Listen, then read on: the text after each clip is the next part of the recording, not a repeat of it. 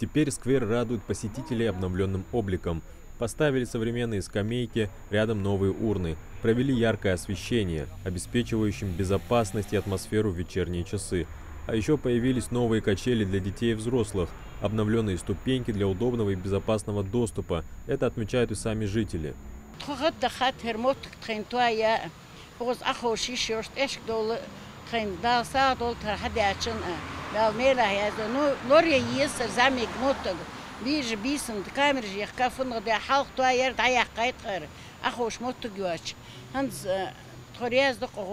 Проект был разработан и воплощен национальным туроператором «Визит Ингушетия» совместно с Комитетом по туризму Республики Ингушетия. Сквер нефтяников – это одна из точек разработанного по инициативе главы республики военно-патриотического маршрута по местам боевой славы.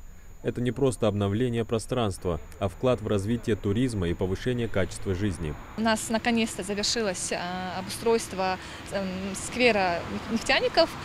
Если честно, помню, в каком было состоянии до обновления.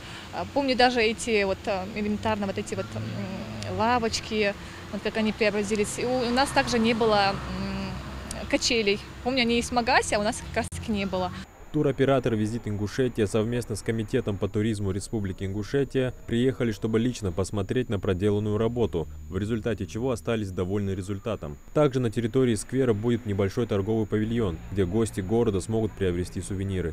Сегодня мы видим, что проект реализован. В скором времени комиссия, проверяющая, прибудет также на этот объект, уже будут фиксировать выполнение проекта. Думаю, что данная зона отдыха будет такой новой точкой притяжения для местных жителей, для жителей республики и для, конечно же, гостей республики, для туристов, потому что основная цель – это развитие туристической инфраструктуры. В этом году наша страна отмечает 80-летие Победы, и реализация данного проекта имеет большое значение для жителей и гостей города. Это хорошая возможность привлечь больше туристов в Малгобек, рассказать им подлинную историю. На этом изменения в городе воинской славы не закончатся. Мы планируем также участвовать в данном проекте, национальном проекте, и на будущие года подавать заявки, участвовать и другие территории благоустраивать.